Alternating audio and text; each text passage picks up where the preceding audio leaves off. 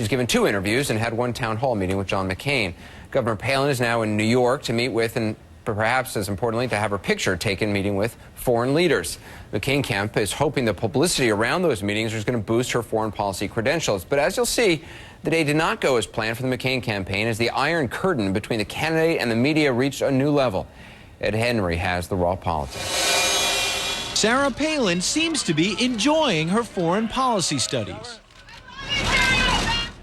especially after a sit-down with Henry Kissinger, where she sought his tutelage on last month's crisis in Georgia. I'm going to give him a lot of credit for what he did in Georgia. Yeah, good. Okay, guys, thank you. And you'll give me more insight on that also. The carefully choreographed photo ops were largely a substance-free zone, including the one-on-one with Afghan President Hamid Karzai. The only drama? Palin tapping her heart as she learned about the president's relatively new baby boy. What is his name? Mirwais. Mirwais, which means the light of the house. Oh, nice. Low risk for Palin, and yet the McCain campaign had tried to make the meetings no risk, at first refusing to allow reporters to join cameras in the Karzai meeting. Then the 5 U.S. television networks, including CNN, said they would not air the video if a reporter could not be there. So the McCain camp backed down. If your purpose is to show that Governor Palin can hold her own in a meeting with major international figures, then let her hold her own. Don't exclude the press. Don't keep questions from being asked. Don't coddle her. Republicans say Palin is coming across as poised and capable, not coddled. The enduring image that the McCain campaign wants left with voters is somebody who can close the stature gap, somebody who's going to stand there with world leaders and essentially fill in that void in her resume. It will take more than a couple of days, however, to change her image on the late-night talk shows. John McCain is introducing his running mate, Sarah Palin, to the world leaders over at the UN. And it was nice. It looked like Bring Your Daughter to Work Day. A reminder of why Palin is meeting with heads of state in the first place, to prove she's ready for prime time. And Henry joins us now. I find this remarkable, but just, I mean, how common is this? How unusual is it to have reporters shut out to such an extent to a presidential candidate? I can tell you, when we're covering the White House overseas, President Bush, oftentimes we have to face with the White House and push back. They want to let cameras in when he meets with foreign leaders and not allow an editorial presence. The bottom line is we push back and we say we won't show the video, so then they allow reporters in. The bottom line is most Americans probably couldn't care less if the media is going to get shut out. It'll probably win Sarah Palin votes if they kept the media out because we're not very popular. But she's running for vice president, and ultimately she has to start answering questions. She hasn't had a full-fledged press conference yet. Neither has Joe Biden on the other side, because both parties realize that at this late stage in the game, you don't want a lot of risk. You don't want to make some flub. Don't they risk making her look like, it makes them look like they're afraid of her abilities, that she's going to say something. I mean, if she's capable enough to meet with world leaders, not all of whom are going to be as friendly, frankly, as a bunch of reporters are. Absolutely. Doesn't it make her look bad? I mean, Campbell Brown earlier tonight said she thought it was sexist for the McCain campaign to be treating her differently. Is that, in fairness, both sides are trying to shut out reporters and keep them at arm's length. But in the case of the McCain camp, they're trying to, at the same time, roll out Sarah Palin and say she is ready for prime time. She does have the experience. So if you want to roll her out, you're ultimately going to have to let her face that scrutiny. Because, for example, in a couple of weeks when she faces Joe Biden one-on-one in that debate, you're not going to have any safety nets. It's going to be her one-on-one. So if you keep her in a cocoon, that could be dangerous. Although they have now rigged the rules for the vice presidential debate to make exchanges between them much more difficult, unlike the presidential debate. Absolutely. So that again, it appears as if they are trying to protect her from something which I don't quite understand, because she appears very capable. And her ally. First, I want to show you another project that Palin had no problem using taxpayer money for, a road to nowhere. Special Investigations Unit correspondent Abby Boudreau keeping them honest.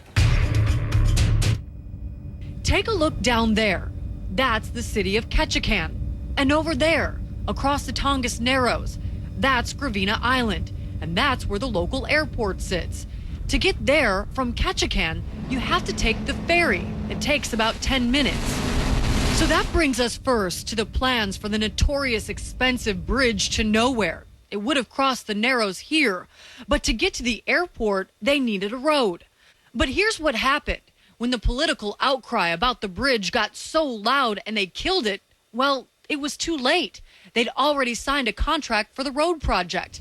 So they built it. This is Gravina Island Highway. It runs about 3 miles long at $8 million per mile, paid for by your tax dollars. But there's no one on this road. Many locals call it the road to nowhere. The Democratic mayor of Ketchikan calls it Governor Palin's road to nowhere. She's been saying, I told Congress thanks, but no thanks. I stopped that bridge to nowhere project. In fact, she didn't tell Congress thanks, but no thanks, and spent $26 million out of a federal earmark for the Gravina Access, AKA Bridge to Nowhere project, on this road that will not go to a bridge. Weinstein says, of course, a road would have made sense if a bridge had been built, considering how now locals and tourists have to take a ferry to the airport. While we were on the road, we met PJ Murphy, who works on the island. Not many people are coming out yet. No. Why did you come? Well, I'm the toll collector down there, and I wanted to see where it went and what it looked like. What do you think? It's a nice road. It's a nice road. It's a lot better than the road I drive on to go home. And what do you think about where it ends? Well, the bridge to nowhere. I mean, come on. Mayor Weinstein came with us to see the road, too. I mean, who's using this road? Since we've been here, we haven't seen Well, currently, you and I are using the road. He can joke about it now, wearing a Nowhere Alaska t-shirt, but he says that earmark money could have been used to fix roads and sidewalks in town that people actually use. Simply put, what could Governor Palin have done? If she says she's against earmarks, what could Governor Palin have done in this case? Governor Palin could have stopped construction of this road. Back up in the helicopter, another reality check. Kind of just curves around and then it just stops. And that's where the bridge was supposed to pick up, right there. We tried to find someone in town who supported the road. So we contacted Palin's former campaign coordinator, an avid Palin supporter. But even he had a hard time backing the project. Do you think it's a waste of taxpayer money? On the road? Yeah. Without the bridge, yeah. Yes. Meg Stapleton, a McCain Palin spokesperson, tells us the governor had no choice, and that's why the project moved forward. It's hard to imagine that the governor wouldn't think that that's a waste of money, taxpayer money. The governor could not change that earmark. That earmark was given, that earmark was dictated, that had to be spent on the Gravina Road and nothing else. And so the governor had no option. Could she have stopped construction? My understanding is that, I'd have to look into that for you. I don't know.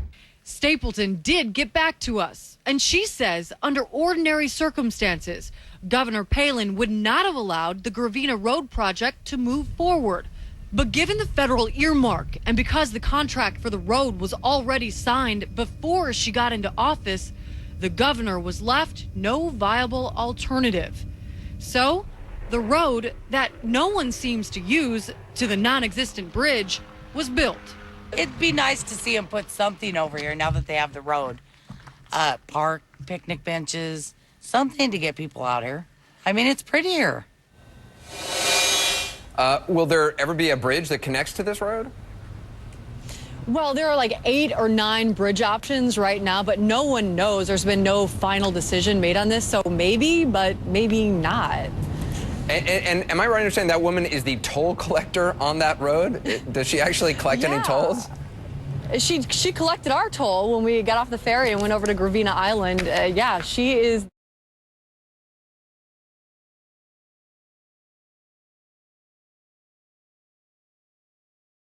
The fact that this woman has been under the scourge of the left, particularly the two-headed monster, the so-called mainstream media and celebrities, is just astounding to me. I have never seen such petty jealousy, such hysteria. Pat, she has gotten When has a vice presidential candidate ever been able to kick up such a dust storm? The left thinks this election belongs to them, and they were blindsided by the presence of Sarah Palin, which is why people walk into my office and go, I hate her, I just hate her, I just hate her. When is the last time we had a vice presidential candidate?